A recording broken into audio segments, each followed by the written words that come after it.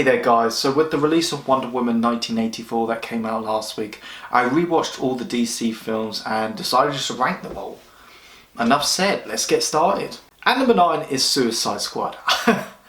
What can I say? I mean, no surprise there really. I mean, it's the only one on this list I don't actually like, and I was so ambitious for this one. I love this idea of these B-list villains coming together, controlled by the government, going on suicide missions, and the characters are really good and well played, whether it's Will Smith as Deathstroke, Margot Robbie as Harley Quinn, Viola Davis as Amanda Waller.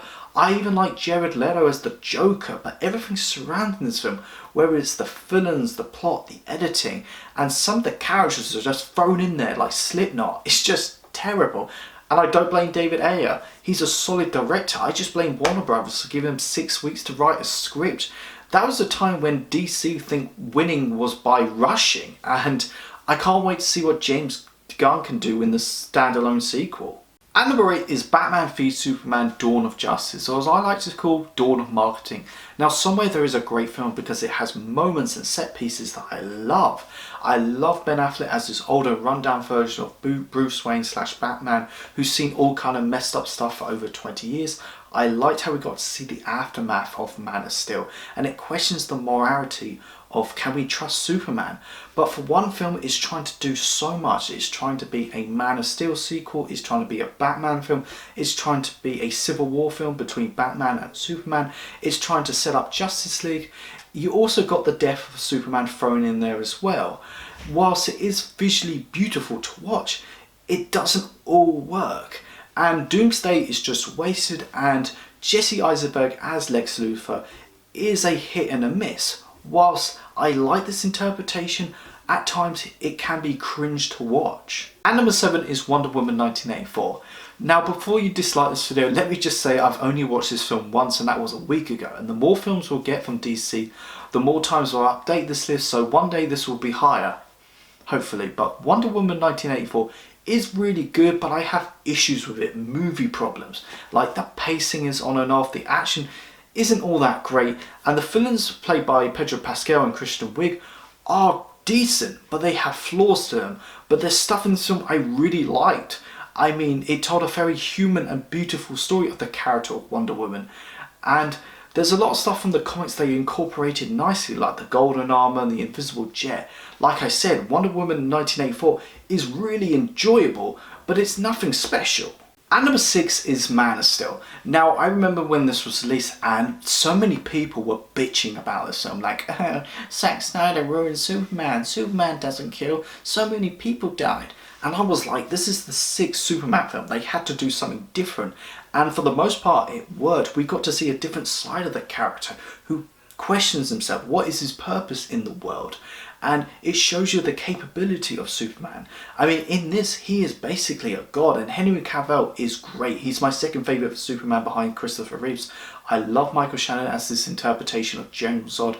Jor-El, played by Russell Crowe, is great. I hope to see him more one day. Amy Adams as Lois Lane. Yeah, I don't really need her. She's fine, whatever. I love the design of Krypton. As a huge Superman fan, it's not my favourite Superman film. It's not even my second favourite Superman film. That goes to the first 2 Christopher Reeves films. And the film doesn't really have a lot of heart and soul that I wanted. And number 5 is the most controversial one on this list, Justice League. And yes, I understand its criticisms, and it is a mess of a film. The film had to go through so many obstacles. I mean, originally it was meant to be a 2-parter, and then they went for a lighter tone due to the criticisms of Batman v Superman, and then Joss Whedon came near the end and completely changed the structure of the film. But as a DC fanboy, seeing all these superheroes come together in live action is just so pleasing to watch. And yes, it has great moments, and Ezra Miller as the Flash and Aquaman, played by Jason Momoa, have great introductions which paid off nicely for Aquaman for his film. Ray Fisher as Cyborg was meh. And number 4 is Aquaman. Now, at its core, it is a story of a hero's journey, and it does feel like a Marvel Phase 1 film. In a good way. The running time is overdone, but the film itself is a ton of fun. I mean, James Wan found a way to embrace the cheesiness, the goofiness and the campiness of the comic book character. The action is just handled nicely, and seeing Jason Momoa in that iconic Aquaman suit from the comics is awesome. I mean, on paper it looked dumb, but seeing it in live action, James Wan found a way and just pulled it off nicely. And number 3 is Birds of Prey. Now let's be honest, this is a Harley Quinn film in disguise. Yes, you do get these other fun characters like Huntress, Black Canary, Renee Montoya, but Harley Quinn is the front and centre of this film, and I was really skeptical about this one.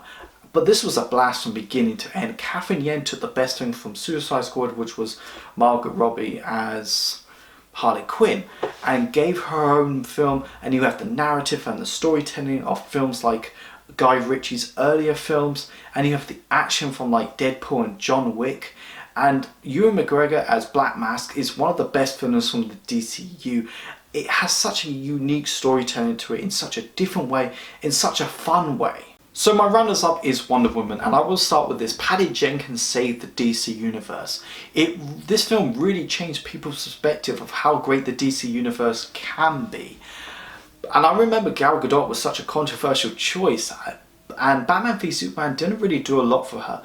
But in this, she's strong, confident, funny, and naive, and she has wonderful chemistry with Steve Trevor's, excellently played by Chris Pine, and I love the world building and the philosophy of the Amazons, and we get to explore the inhumanity of man, which plays nicely into World War I, and we get to see Wonder Woman's perspective, that fish out of water trait. So my favourite DCEU film is Shazam. If Big was a superhero film, it would be this. What's so cool about Shazam, and it's probably my favourite part, that it doesn't feel bounded in the DC universe. Yes, you do get those references, but it doesn't feel like it's trying to interconnect with everything. It has fun and it does its own thing, and that's what I loved about it. Zachary Levi as this man-child is just so fun to watch, but it does something new in the comic book genre. What if this 13-year-old boy had superhero powers? The Shazam Kids was a pleasant surprise, but I wasn't expecting the friendship, the family, and where you belong to be so deep.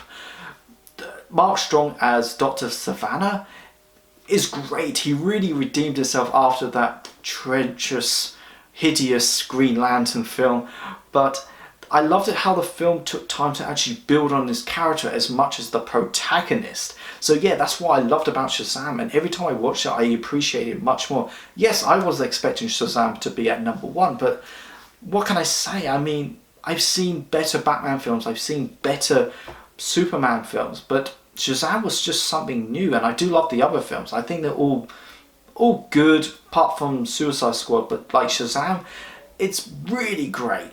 Thank you so much for watching this video, guys. Go like, share and subscribe. Let me know, where would you rank all the DC films? Go check out my Twitter, my Instagram and my Facebook page. You guys are awesome. I got your back.